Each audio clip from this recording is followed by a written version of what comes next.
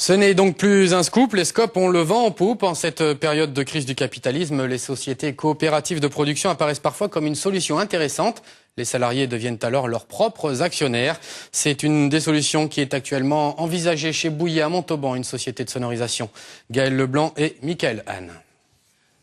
Comment garder un maximum de salariés sans menacer la survie de l'entreprise? C'est la question à laquelle doivent maintenant répondre les salariés de Bouillet. Salariés dont une cinquantaine sur 124 s'est structurée en association pour se porter repreneur. À l'occasion d'une réunion cet après-midi, ces derniers devaient présenter leur projet à l'ensemble du personnel. On a pris toutes les hypothèses possibles.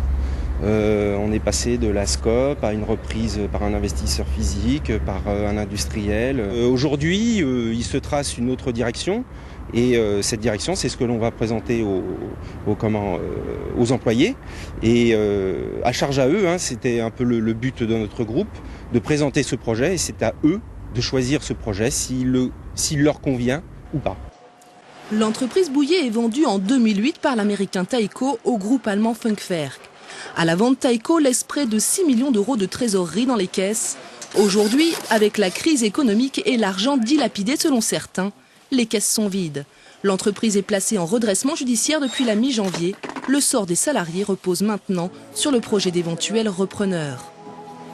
Le CE et les représentants des salariés vont regarder l'ensemble des projets avec l'aide de leur expert comptable pour analyser les possibilités de devenir pour l'entreprise et ce que ça représente en termes de projets industriels et de projets de sauvegarde d'emploi sur le site.